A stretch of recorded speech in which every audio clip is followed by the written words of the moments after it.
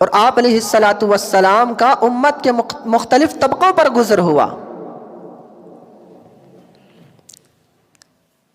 ایک قوم پر گزر ہوا،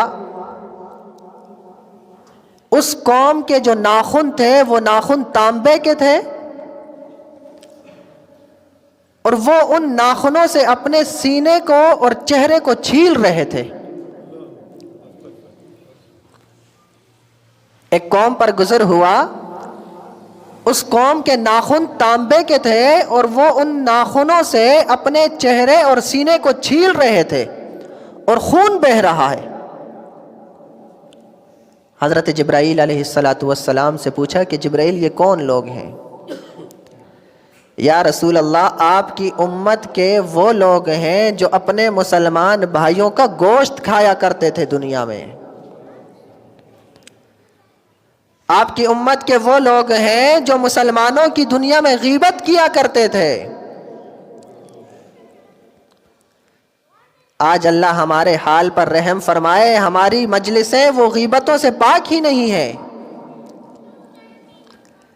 پہلے تو عوام سے گلا تھا، اب تو اللہ معاف کرے دینداروں کی حالت بھی یہ ہو گئی ہے کہ جب تک مسلمانوں کی غیبتیں مجلسوں میں نہ ہوں اس وقت تک سکون ہی محسوس نہیں ہوتا۔ جب تک کسی مسلمان بھائی کی پورے گھر کے تبصرے اور تذکرے نہ ہو جائے اس وقت تک ہماری مجلسیں برخاست ہی نہیں ہوتی، اور ابتدا پھر غیبت سے ہوتی ہے اور انتہا دلوں میں کینے اور بغض سے ہوا کرتی ہے۔ اس غیبت نے ہمارے معاشرے کو تباہ اور برباد کر کے رکھ دیا ہے۔ اس غیبت نے بہنوں کو آپس میں توڑ کر رکھ دیا ہے، اس غیبت نے بھائیوں کو آپس میں توڑ کر رکھ دیا ہے، اس غیبت نے ماں اور بیٹے کو آپس میں توڑ کر رکھ دیا ہے، والدین اور اولاد کو آپس میں توڑ کر رکھ دیا ہے۔ میری مائیں اور بہنیں شاید میری آواز کو سن رہی ہوں۔ آپ علیہ السلام نے فرمایا، میں نے اپنی امت کی عورتوں کو کثرت میں دوزخ میں دیکھا ہے۔ میں نے اپنی امت کی عورتوں کو کثرت سے دوزخ میں دیکھا ہے، اور اس کی وجہ یہ ہے کہ وہ زیادہ لان تان کرنے والی ہیں۔ مجلسیں لگی، بیٹا شام کو گھر پہ آیا، بیٹے سے حال احوال دریافت کرنا آج کل ختم ہو گیا ہے۔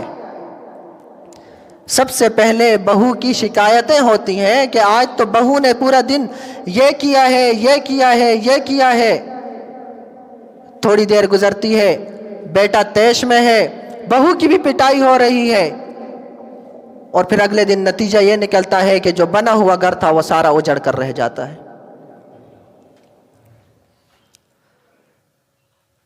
شوہر گھر پہ آیا، بیوی نے ساس کی شکایتیں شروع کر دی، پھر وہ بدبخت بیٹا اٹھتا ہے، یہ نہیں دیکھتا کہ اس ماں نے بچپن میں پالا تھا، اس بدبخت بیٹے کا ہاتھ پھر ماں کے چہرے کی طرف اٹھنا شروع ہو جاتا ہے۔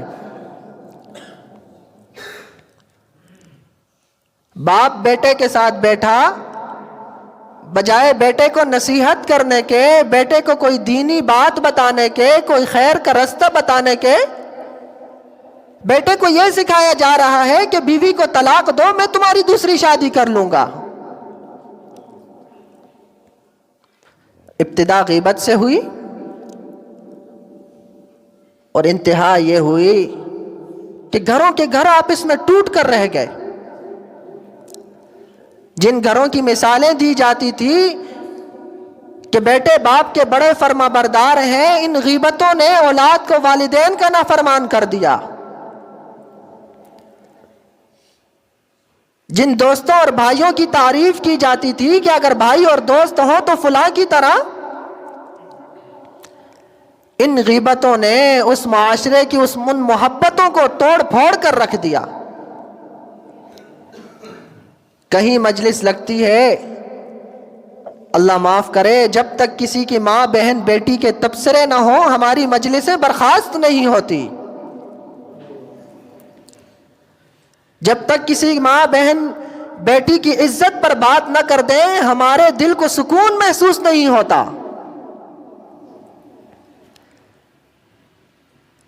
اور کہتے ہیں کہ بھائی کیا بات ہے، میں اس کے منہ پر بھی کہہ دوں گا. اگر منہ پر کہہ رہا ہے اور وہ بات اس کے اندر ہے تو رسول اللہ صلی اللہ علیہ وسلم نے فرمایا کہ یہی تو غیبت ہے. اور اگر خدا نخواستہ یہ بات اس شخص کے اندر نہیں ہے، پھر تو ہم بہتان اور تہمت لگا رہے ہیں اس پر. تو اس وجہ سے میرے بھائیوں، ہمیں اپنی زندگی پر غور اور فکر کرنے کی ضرورت ہے.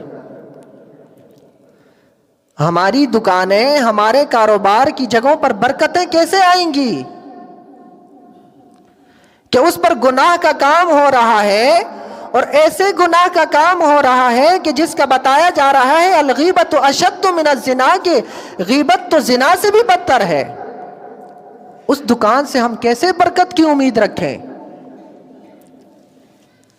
اس دکان سے ہم کیسے خیر کی امید رکھیں؟ جو ٹھیا ہم نے اپنے بچوں کے روزگار کے لیے بنایا تھا، وہ ٹھیا تو ہمارے علاقے کے لوگوں کے تبصرے کے لیے ہو گیا ہے. جو ٹھیا اس غرض سے بنایا تھا کہ اولاد کو حلال کھلائیں گے اور رزق میں برکت ہوگی، اس ٹھیے پر بیٹھ کر مسلمانوں کی عزتیں اچھالی جا رہی ہیں، کیسے وہاں برکتیں آئیں گی؟ اس وجہ سے ہمیں خود بھی اس مرض سے بچنا چاہیے اور اپنی عورتوں کو بھی اس سے بچانا چاہیے کہ عام طور پر جب پڑوسنیں جمع ہوتی ہیں